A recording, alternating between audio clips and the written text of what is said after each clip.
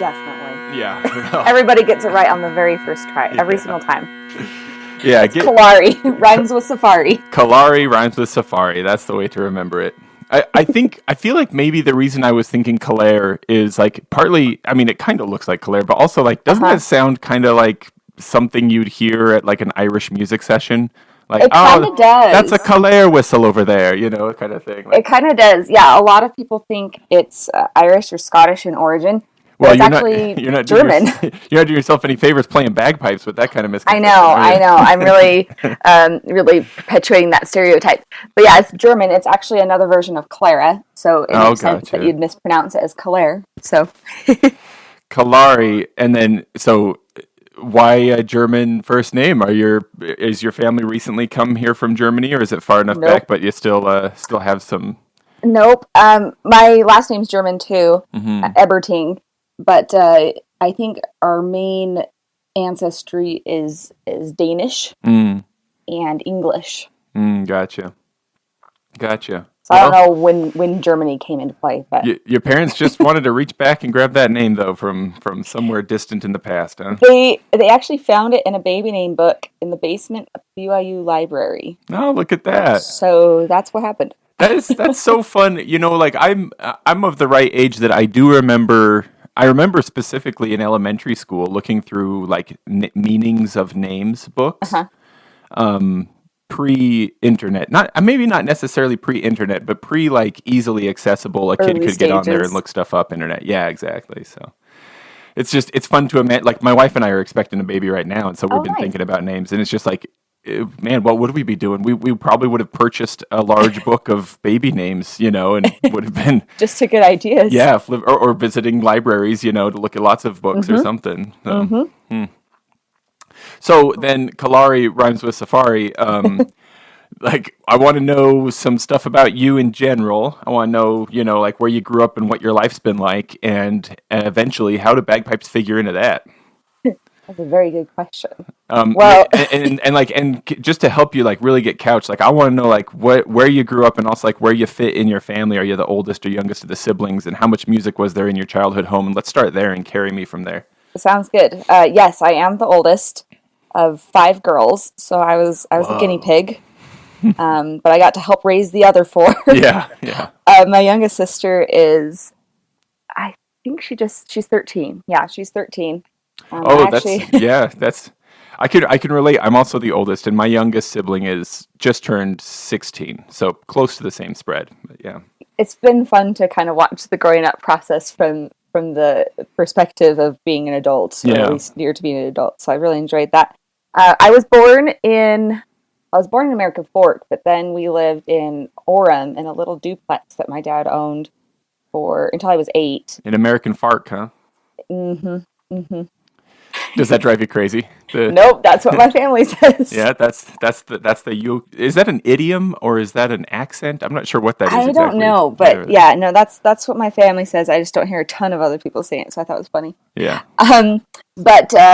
So we were in Orange until I was 8, and then my dad built a house in Pleasant Grove. Oh, cool. And we moved there, which is where we live now, and I actually I'm living with my parents still while I pay off student loans. There's no shame in that, Kalare. It's free, you know. I'm making good headway. Plus, it's fun. It's fun. You know, one of my other adult sisters also lives here, just because we enjoy it and it's fun and it works really well for our family. You know, speaking as a parent of a bunch of kids myself, like I wouldn't have expected that I would feel this way, but at least for right now, I would love it if all my kids would just stay forever. Honestly, I think my dad really liked it. Yeah, I would absolutely dread the day any of them left. Really, so. Yeah, no, it's been great, and then Grace, the youngest, she should be so lonely. Yeah, that's right. Yeah, so it works out great. Yeah, so still in Pleasant Grove. I was homeschooled for most of my life. Whoa, hang on a sec. You're one of those. I am one of those, and I can tell you, there is more of us than you would ever think. Yeah, y'all blend in so well sometimes. Exactly. People only notice the weird ones, but there's a lot of us around. I had a friend a while ago who was like, you wouldn't have known. He had the blending in down pat, and he even like would he would position himself in conversations if there were other homeschool people present as like, oh, I can translate. Right, like he would like it's like it's a real he thing. was like the bridge between the public schoolers and the homeschoolers. It's a real thing, and actually, this is probably mean of me, but one of my favorite things to do is just kind of, I guess, when friends or acquaintances are talking about homeschooling, it'll usually come up organically, and I'm not the one instigating it. Sure. But I'll hear that they're starting to talk about it, and they're all like, "Oh, I knew some weird homeschoolers, and this is such a terrible thing about homeschooling, blah, blah, blah, blah, blah," and I'll just be sitting there nodding, and then at like the most inopportune moment, I'll say, "Well, I was homeschooled," and then just watch them backpedal. Really awkward. Let them really dig that hole as deep as it can go first. It makes them think. It makes them think, because really, there's a lot of us around, and it's a really good path to education. Yeah. And I think people are passing early judgment without really knowing what they're talking about. Yeah, I'm sure that does happen. Yeah. Did you do one of those like did you ever participate in one of those groups so that like homeschooling kids could like get together with other homeschooling kids to do like activities? Oh yeah. We have this whole community. Sometimes we'd be doing classes together, like Wasatch Homeschool Debate League. Mm-hmm. I was in the first class of that. But there's just this whole community around. We would do homeschool proms. We would do like etiquette dinners. It was just a good time to get together with people who shared our same values, and it was a blast. I still have friends from that time. I've wondered before if that's the kind of homeschooling that like produces the ones that can be the sneaky ones that you wouldn't know. Whereas it is. There are others, who are homeschooled in a cabin in the woods and never. That's different. That's different. Yeah, homeschooling is not about being at home. Homeschooling is about finding your own path to education and really being in charge of what your own children are learning, rather than allowing other people to dictate that for you. And I'm not trying to put up what do you call those things that pop up at the bowling alley? Like rails. Like I'm not trying to like rails. Yeah, I guess that's what they're called. Huh? I'm not trying to like force you into like just talking just music. I want you to stay as broad as you want, but I am curious. Did a music program figure into your homeschooling experience when you were a kid? Yes. What was that like? Music all the time. We look at videos of when I was a kid. My sisters and I were young. There was always classical music played in our house, and we'd spend hours just dancing and dancing. My mom plays the piano really, really well and can sing at the same time, so we spent a lot of time dancing and singing while she played the piano. All of us play instruments or multiple instruments. So my first one was piano. I started when I was 3, and then by the time I was, like 12 or 13, I was just really annoyed that I was being forced to learn the piano. That's the age at which you'd be annoyed at whatever was happening, right? So I managed to wiggle my way out of having lessons, but I continued to just kind of have fun on my own. And I still play the piano, and I'm learning pieces, just not as formally as some of my sisters. I have 2 sisters who are very accomplished pianists, and I'm a little bit jealous that I didn't keep going. But yeah, you live and you learn. And then when I was in about junior high age, 12-ish or so, I actually started playing violin with the junior high orchestra. And so my mom would drive me over to the junior high just for the orchestra class. And that's the context in which I met most of my homeschool friends, was in some choir or orchestra or something. Just because, and here in Pleasant Grove, there's a really good music program. At the time, Mr. Beck still teaches there, David Beck. He's the orchestra teacher at the junior high. I feel like I know David Beck. I didn't go to school up there, but I feel like I've met him before. I think he's been one of the most important mentors in my life. And I didn't know it when I was 12. But he was also the teacher at the high school at the time. He doesn't teach there anymore. But so I had him as a teacher for many, many years. And I also ended up taking private violin lessons from him too. And he just taught me a different way of looking at the world and thinking. And he's very much about looking for the kids who need him as a mentor, and are struggling. And that's actually why he said he decided to go work at the junior high only instead of the high school. Because of all places. Well, he felt like he could make more of a difference in people's lives by catching them at an early age. So anyway, but yeah, so I got to spend a lot of time doing music that way. Loved being in orchestra. Some of my closest friends, we were in an orchestra together. even friends that I met at 12 or 13, I'm actually going to help them move later today. Oh, really? Watch their child. So it's just kind of funny how that works. But that was definitely a really important experience for me, being in orchestra. I loved that. And this is proof that kids who get homeschooled can make friends. That actually is possible. We can do whatever we want. And sleep in. Dang, nabbit. And then, let's see, moving on to kind of college, I wasn't studying music, and so that kind of dropped by the wayside a little bit. But I liked to dabble here and there. But what did you study in college? Microbiology. Whoa, cool. Yes. So how micro different. Are we talking? As micro as it gets? Micro, yes. So all the germs. That's got to be kind of... I feel like you've got to have a certain ability to just be okay with things if you're going to look that closely at... It's true. All the tiny, gross stuff that's inside and on top of us at all times, you know? Here's the main reason why I ended up in that major. So I went to BYU, and before the semester started, they made you sit down and pick a major. Like, you just had to have one labeled on your account. And I was like, I knew I wanted to do something science, because at the time I thought I was going to go to medical school. And so I was going through the science majors, and I saw microbiology, and I thought, I don't really know what that means. So I picked it. And then I never really changed because it lined up with the prerequisites for the programs that I wanted to apply to. And so I didn't really change. Yeah. Do you ever feel like it's unfair that microbiology gets that little tag, but we don't have a macrobiology? It just gets to be biology. It's kind of funny. It's like, what? I guess they were there first, huh? So yeah, I don't know. Either way. Yeah. So then do you get excited about like really nice microscopes? Like, does that still play a part in your life, or is that kind of not really? And actually, despite the name of the major, I think I only had one class where I had to use a microscope, and I hated it. That is not what I would have expected. That's the opposite of what I would have expected. Yeah, so the majority of my classes that I enjoyed were the less specific to the major ones, like the chemistry. I did enjoy virology and immunology. Those were really interesting. Those are the scariest ones. I know. They really are. You are the special kind of person who could do microbiology. Kind of. But I did not continue with that as a career, but it worked fine to study in college.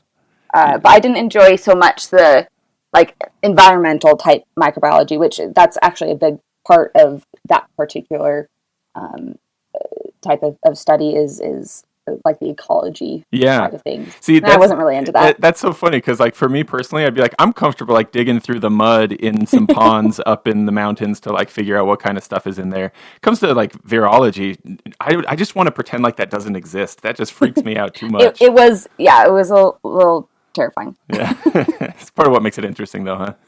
Yeah.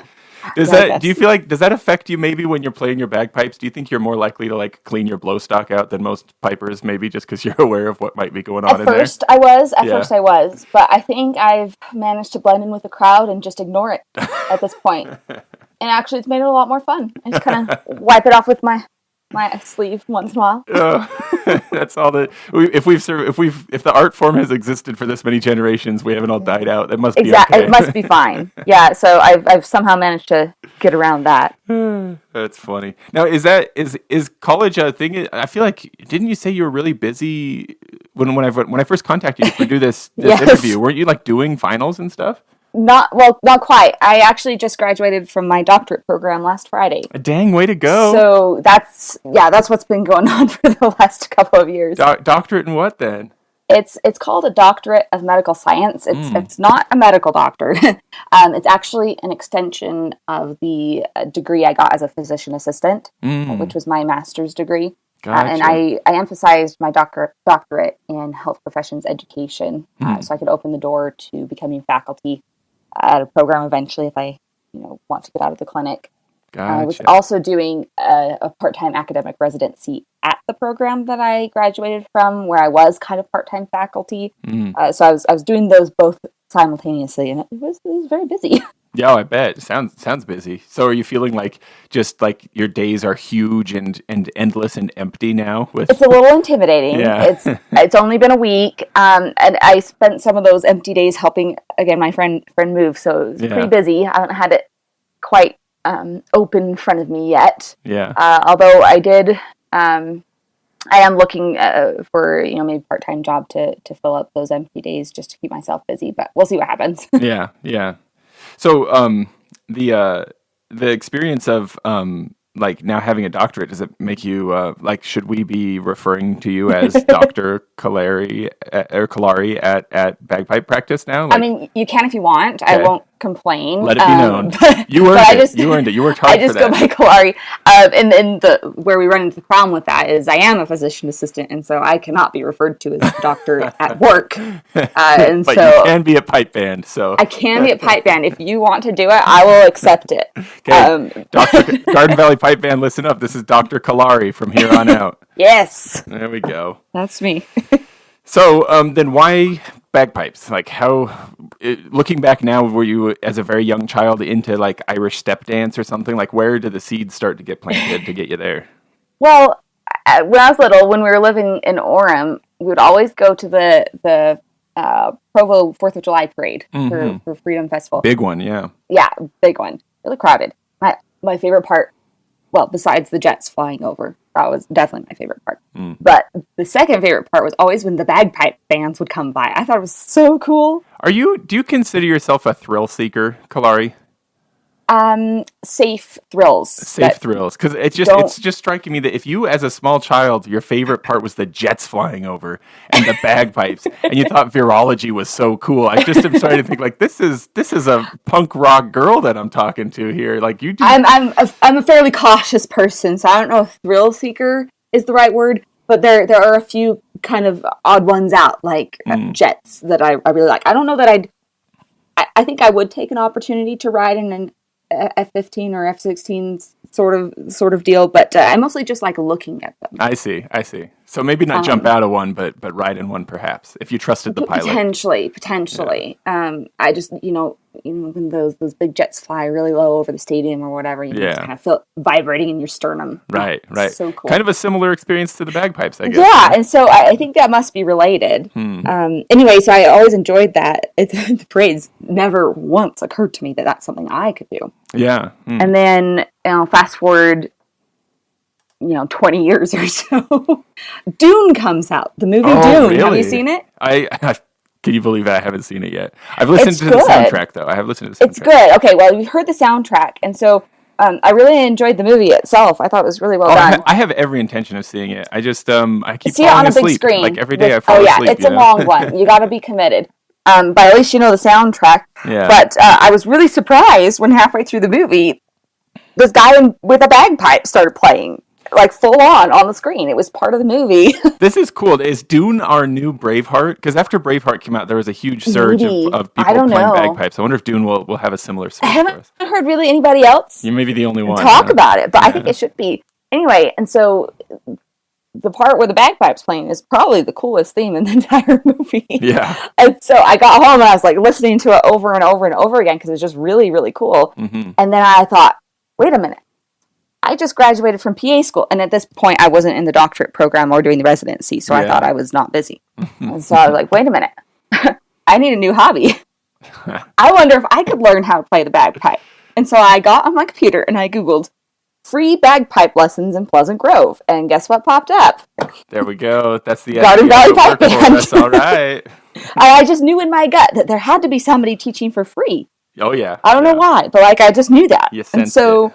I joined the chanter class last January. Mm-hmm. And then at the end of that, I bought a bagpipe and started showing up to band. There we go.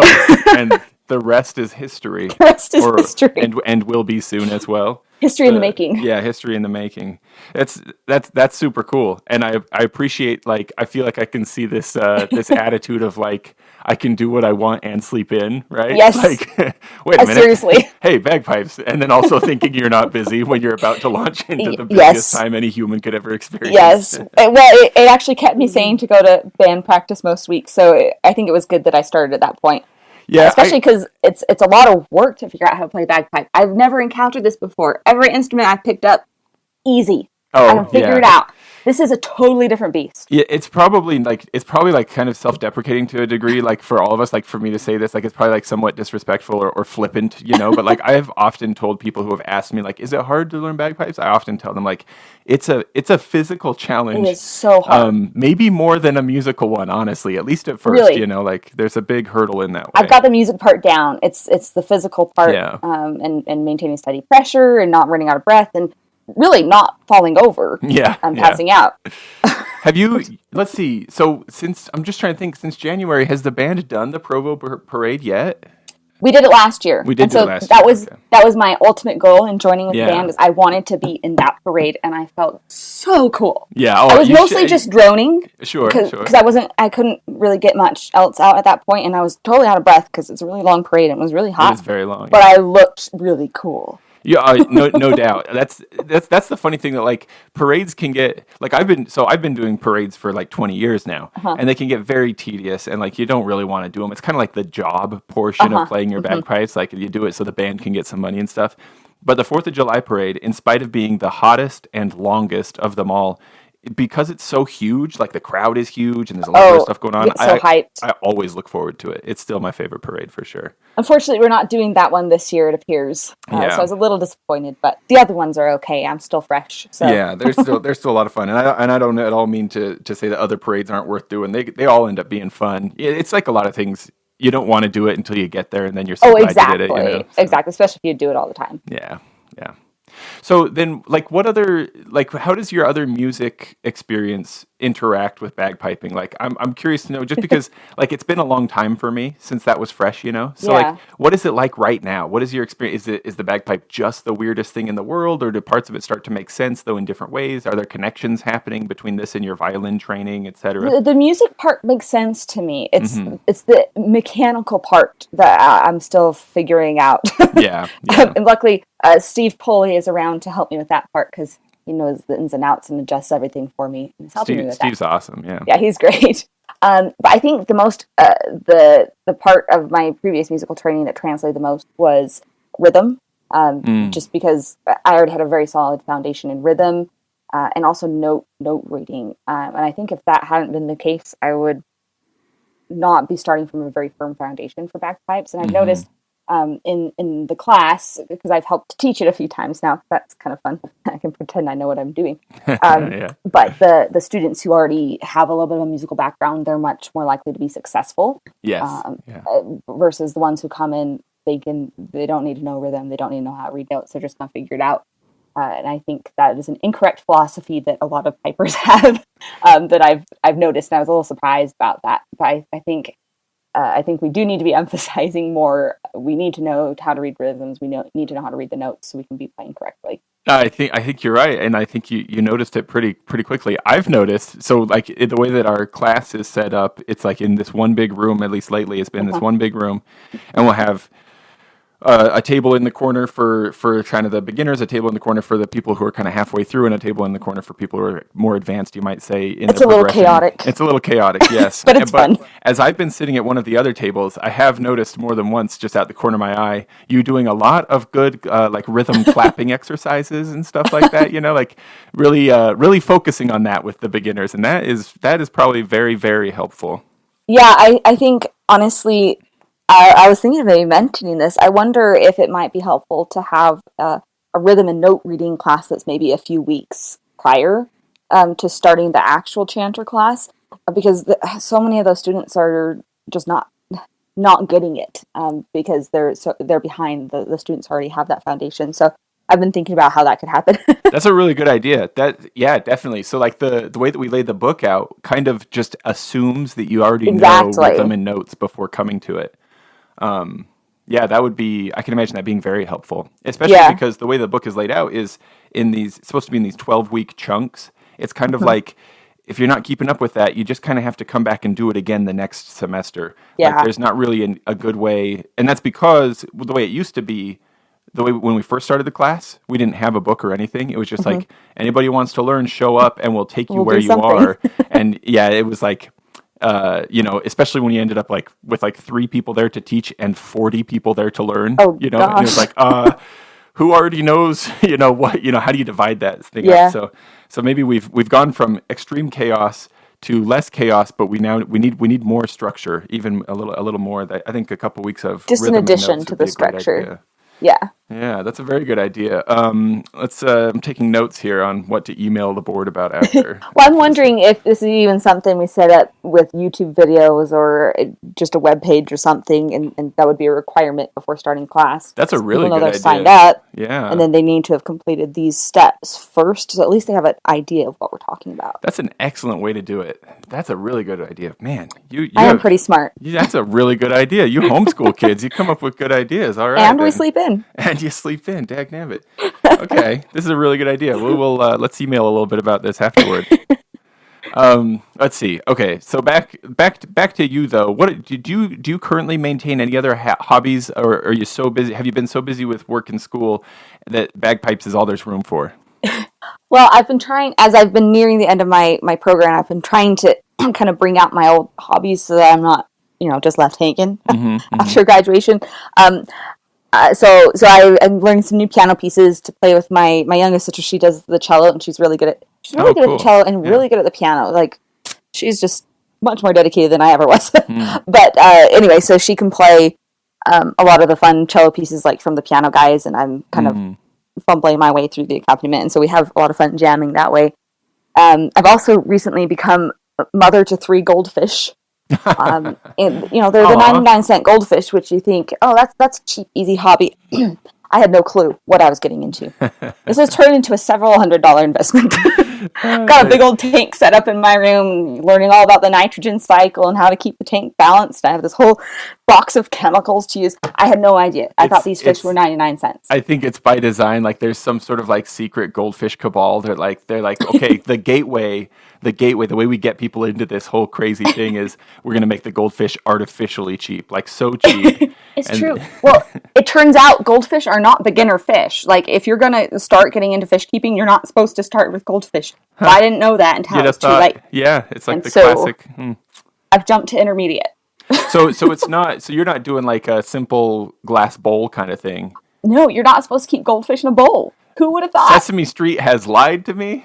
That's actually really dangerous and cruel to the fish. Who was it? Was it Ernie that had the goldfish in the bowl? Oh, I don't remember. No, Ernie had his rubber ducky. It was Elmo. Yeah, Elmo had his fish. Yeah. Anyway, so that's the image we all have in our heads, but actually, goldfish produce some of the most waste of any fish. Oh, no. Meaning they need constant filtration. They need a large volume of water.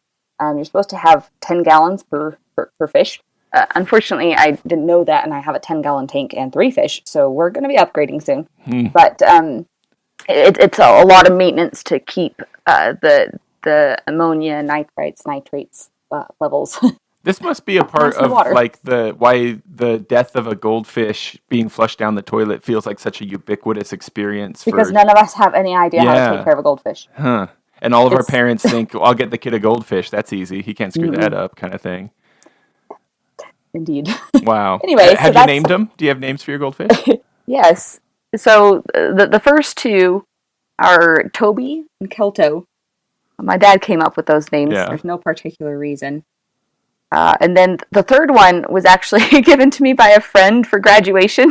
Did they know you already had fish? Yes, that's why she got me a third. Okay. She handed me this bag, and she's like, you should open this present really soon. And it turned out to be the next goldfish. And he's really, really tiny. At first I named him after one of my PA school textbook called Bates Physical Exam. So his name is Bates, but we kind of call him Bait because he's so tiny. Because he's so tiny. Aw. Anyway, they seem to be getting along great, but they definitely need more space. So I'm going to be working on that. Do you have a theme for your tank decor? Like, no. Sunken pirate ships or anything like that? There's a little fairy castle in there and some plants and also an old medicine bottle because they like swimming in it. Oh. So that's the theme.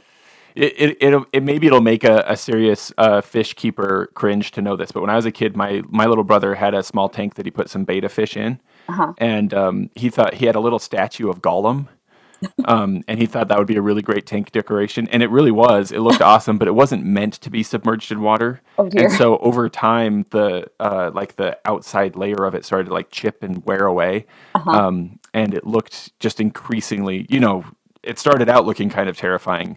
Gollum, it got worse. And it like, the like underwater lighting and all that stuff, like it definitely looked very creepy. But yeah, it got worse. It got creepier and creepier over time. That's great. And probably wasn't healthy for the fish. I don't know what all was being released into the water. But none of us know what we're doing, apparently, when it comes to fish. So when you're practicing your bagpipes at home, how do your like, I get the impression that your family have what we might call a refined musical taste. They're playing cello and stuff like that, right? Exactly. So how do they feel about the squeaks and squawks coming from the backyard, or heaven forbid, the kitchen, They're totally into it. Are they? That's great. Which is really funny.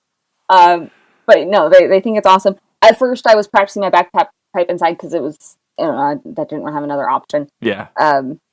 But now that it's warmed up, I'm trying to go outside. But they didn't even mind it when I was inside. They all just kind of gathered around to watch. Did you're like the sideshow, the specimen that did the neighbors? I guess when your dad built his house up there, I have this feeling like Pleasant Grove was a pretty sleepy little town until, I don't know, maybe like 10 years ago. It was pretty empty and spread out. Yeah. It's really exploded in the last decade or so. So are you in a situation where, like, in childhood you maybe didn't have super close neighbors, like physically close, but maybe now you do have some houses that are really close by? We did have neighbors because we built in a development. Oh, gotcha. Yeah. And so, and actually our backyard is open to several of the neighbors that share the block with us. So how do they feel about your bagpipes? Well, it turns out my next door neighbor is obsessed with bagpipes. Could be he doesn't play it, but he loves listening to it. Yeah. And so apparently, I went out and practiced for the first time outside a little while ago, and I was a little self-conscious because,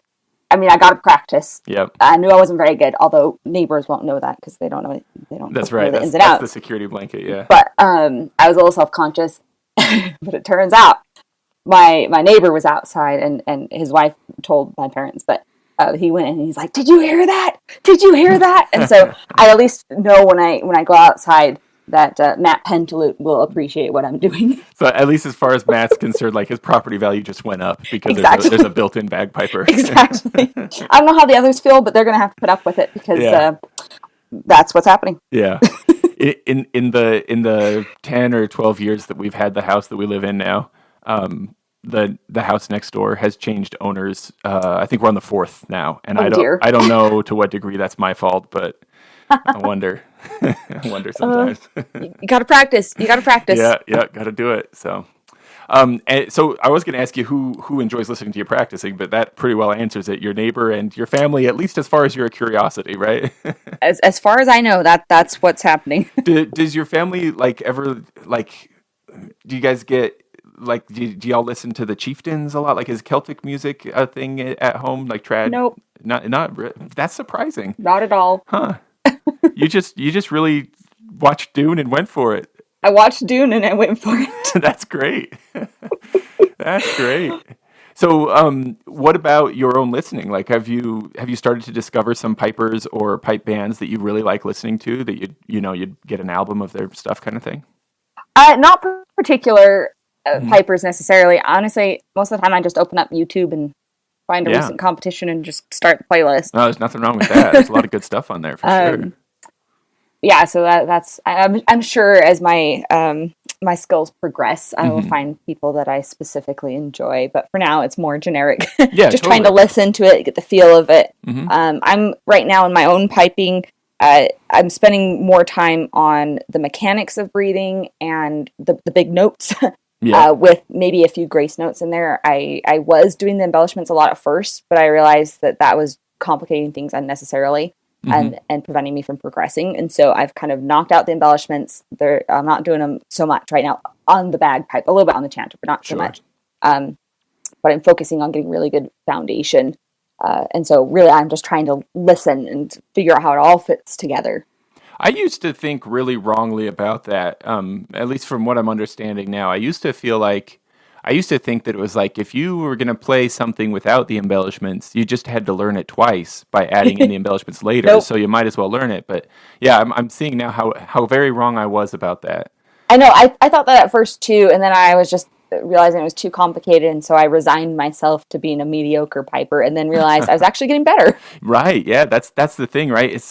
It's funny because it's something that I try to express to my kids who are taking piano right now that They just want to go fast and make it sound cool, you know? Just won't and I work. try to tell them, like, look, if you can play it slow, then you'll be able to play it fast. But if you jump straight to trying to do it fast, you're never going to get it. You know, it's never going to come out cool. And it's kind of the same principle. So I'm hoping to start lessons here in the next several months or so. And maybe have a little assistance in adding the embellishments into my playing. But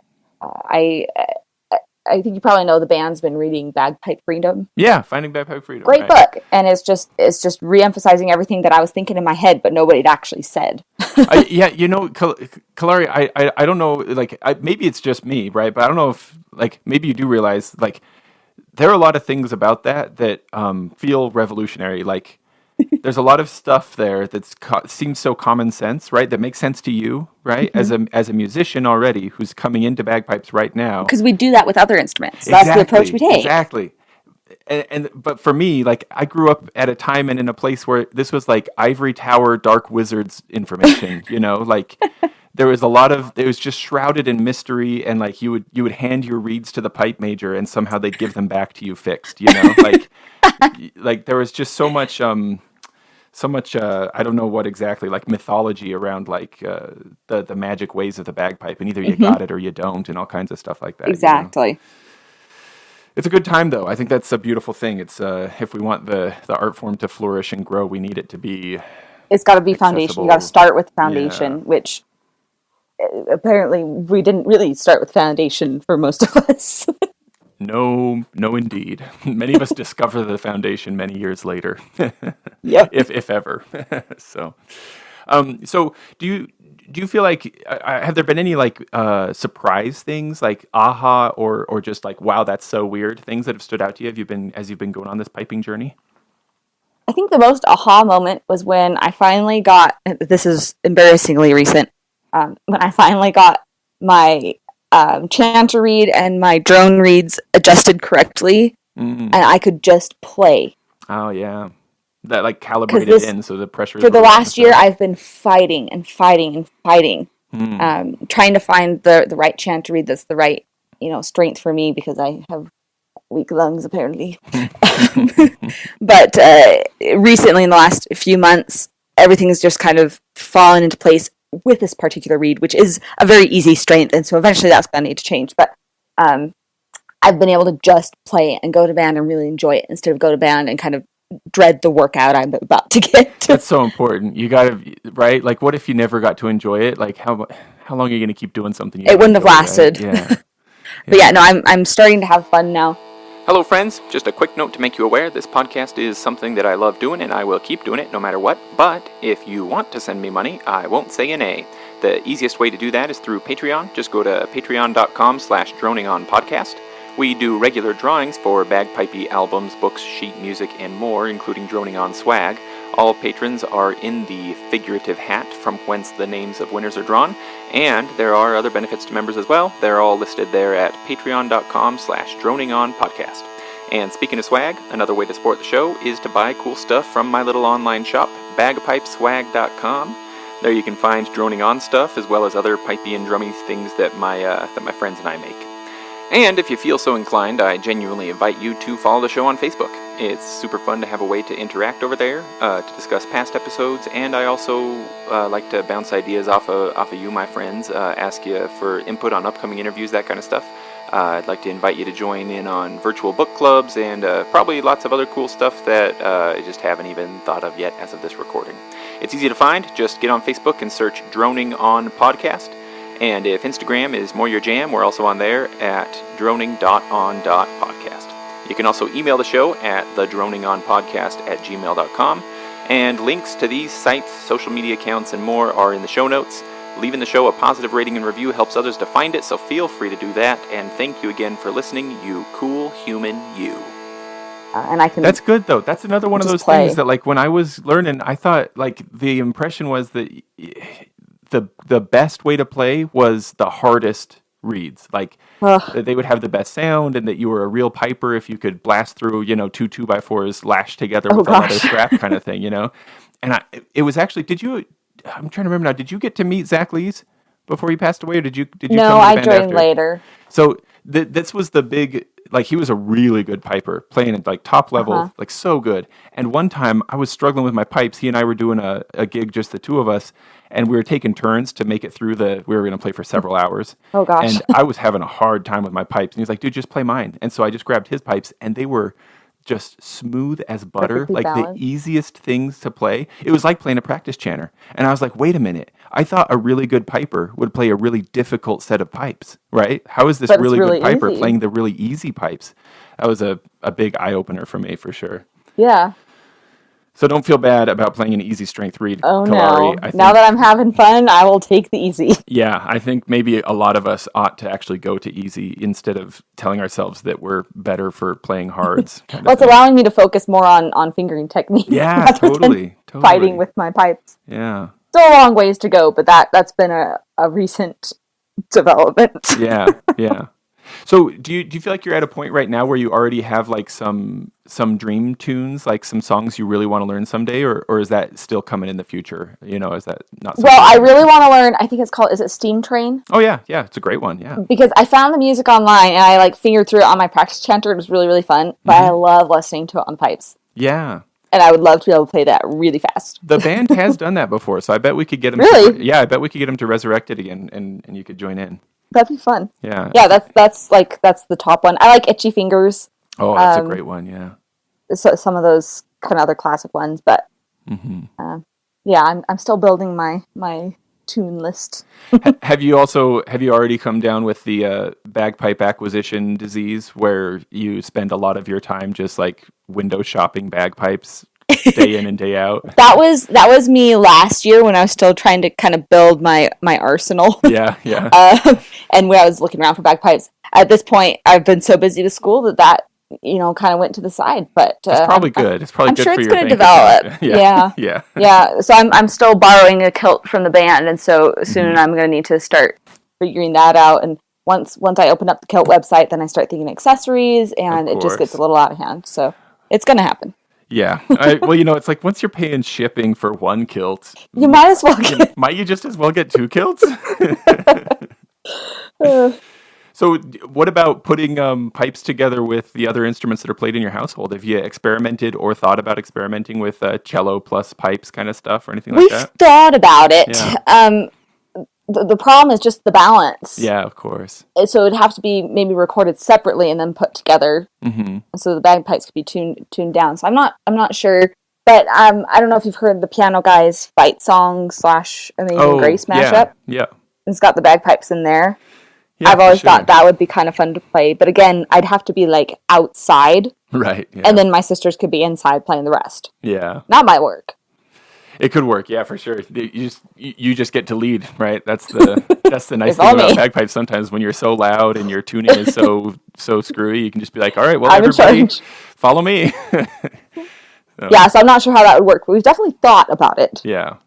Well, I'd like to imagine that whistles, small pipes, that alternative chanters, all kinds of things are in the future for all of us pipers. May we all see a constantly growing arsenal of bagpipery in our living rooms. So. Well, next on my list is I want to learn the accordion. Oh, awesome. So that's a little bit different.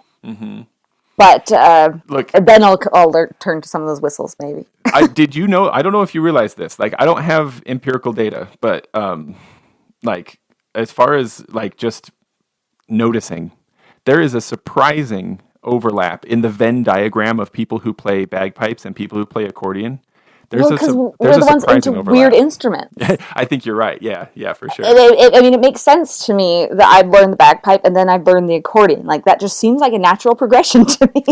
Yeah, well, look, Kalare, like, I'm looking behind me right now. I've got my bagpipe case on top of my accordion case. And nice. I'm pretty sure it's Stuart Little, who's, of course, a very accomplised bagpiper. I think he's a pretty good accordion player, too. Funny. Well, I might have to ask you for some accordion pointers when I get to that point. I think probably another year. Focusing on bagpipes only, and then I'll start adding. There you go. I will send you to, if you haven't encountered him already, Timothy Cummings has put out a few albums with Jeremiah McLean, who's a really good accordion player. So that's small pipes and accordion. They do the combo really well. That's fun. Yeah, send me what you have. I will for sure. So right now, where you are right now, if you were talking to somebody who's like, I maybe want to learn to play bagpipes, what do you think you'd say to them? Just, I mean, of course, that would change from person to person if you knew them. But like, it's true. Generically, I would say you should do it, but you should be prepared that it's very, very physical. It's going to be hard. It's not going to fall together perfectly, like maybe you've experienced with other instruments. Yeah. But it's worth it. And not only just the instrument, but the community. Like I was feeling a little lost after college and PA school because, you have your groups of friends there, and now we've all gone off. We've got our careers, and I wasn't part of any sorts of groups at that point until I joined the band, and now I have some people, and it's really fun. I'm with you 100% there. And so I think that's added a lot of meaning to my life. Yeah. Yeah. During the COVID lockdowns, my wife asked me, if I had to just pick one instrument to do for the rest of my life, which it would be, and it was bagpipes. And it was because that's where my friends are. That's really the thing. Because it's a team sport. Yeah, a lot of the time. Totally. Now, what if we flip that around? What if you were talking to one of us pipers who have not branched into other kinds of music before in our lives, right? We just have come to bagpiping, and now we're starting to think like, maybe I'd like to learn, I don't know, guitar or violin or piano or something. Do you feel like what might you say to a piper now that you have a glimpse into what our world would be, our kind of enclosed musical world? Like, do you have any advice you might give generically to a piper interested in other music? Yeah, I would say any other instrument you pick up is going to be totally different. Totally different. But you'll be required to have a good foundation in music theory and rhythm and note reading, which will enrich your bagpipe playing. Lovely. So now that you're kind of, you're in the world of piping, what about drumming? Has that come into your mind? I mean, Yes. you feel strongly about rhythm anyway. Are you thinking maybe drums at some point? I think it might be fun to do just that intro percussion class. I think it would be fun to be good at the snare. Yeah, I also think that would be fun. That's one of I have snare sticks. Like, I have every intention, but I just have not yet learned. But I suspect, like, surely learning the drum side of the house would make any piper a better piper, and surely learning pipes would make any drummer a better drummer, right? So, like, we should just all be knowing swapping. how it fits together. Yeah. I think we should all probably learn the drums. Right. Now, I like to geek out a little bit about equipment, and you recently got your pipes and everything. Like, will you tell me about your setup right now? What kinds of pipes and reeds and bags and stuff you have? I'm trying to remember the brand. Yeah, if you don't remember, no so pressure. Like, don't feel bad about that. Where did I get? Yeah. My pipes, they're Blackwood. I got the cheapest one. It was Henderson Piping I got it from. I'm trying to remember I would guess McCallum's, but... Yeah, McCallum, that's it. And so I just have, like, the very lowest Blackwood model. Nothing wrong with that. It was great. It's a workhorse. It does great. It seems to be doing great for me. I just have the easy drone reeds. And the chanter reed's been what's been the most difficult to kind of find, because I was told to get the platinum, the G1 platinum, G1 platinum super easy ones, and the first one I got was actually really difficult. I wonder if and then mislabeled them in the second one I got was way too sharp, and there was nothing anybody could do to make it get in tune. And then finally I got this third one that was still kind of sharp, but it was easy enough for me to play, that eventually we were able to tweak it. And so I finally have this, but it's now a little bit too easy for me, but I'm really hesitant to switch it out again as I'm getting the balance. And so you get a good read, you never want to give it up, huh? Exactly. Yeah. But it was just so funny because I thought I could just buy a reed and it would work, and that apparently was not the case. You know what? I have a friend, I have a friend who plays oboe. And I was going to say I have a friend whose wife plays oboe. Like, we're all friends. But she's like a pretty darn good oboe player too. Like, gives lessons and travels to play with groups and stuff. And she makes her own reeds. And I was asking her about that, and she was like, "This is normal for oboe players. Like, all oboe players have these little shaving kits and stuff like that. I guess anybody beyond like a high school level is, at least from what she was describing to me, right?" And I was like, well, then why isn't that normal for bagpipers? And I do kind of wonder, like, I don't want to put any reed manufacturers out of business. Of course, some of my good friends make reeds and they do a great job, and I think there'll always be a market for a professional reed maker. But it did make me wonder, like, is this the next the next step in the democratizing of previously secretish bagpipe knowledge, you know? I don't know. I don't know anything about it myself, you know, but it's like, well, what if, even just for the sake of doing more maintenance to make our reeds last or work better, once we get them and be like, oh, it needs an adjustment, I have the tools and know how to make that adjustment, you know? Yeah, I don't know. Well, what about pineapple on pizza? I know it's kind of silly and delicious. Okay. Well, you're local, right? So, like, of course, we both understand that that's, of course, excellent. I think it tastes so good. Yeah. Recently, though, I'll tell you what's been happening to me, though, Kalare, is that it used to be Canadian bacon and pineapple for me all the time. Ham and pineapple for those who are not initiated into the Canadian bacon situation. But lately, I've been going with just your standard, what the Brits call stripy bacon, just straight up normal bacon. Normal bacon? Is that fair for me to say? American bacon? I don't know. Non-Canadian bacon? I don't know.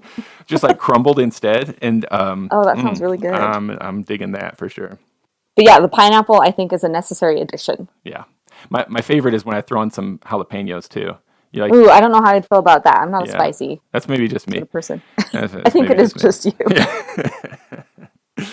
Well, and so then I guess what bring me to a graceful close, Kalare. Say something wise and insightful about music in general and the value of participating in community activities and maybe bagpipes. Well, you're not putting me on the spot or anything. No. But, I think music is a vital part. It's been a vital part of my life, and I really think it should be a big part of everybody's life. I think it makes us better people. It makes us friendlier. Improves the community, and it will enrich your life beyond what it would be without music. And it's not just pipes. It's listening to good music, learning other instruments, playing with friends, and that's about as graceful as it's going to get. That's beautiful. I didn't want to make you uncomfortable.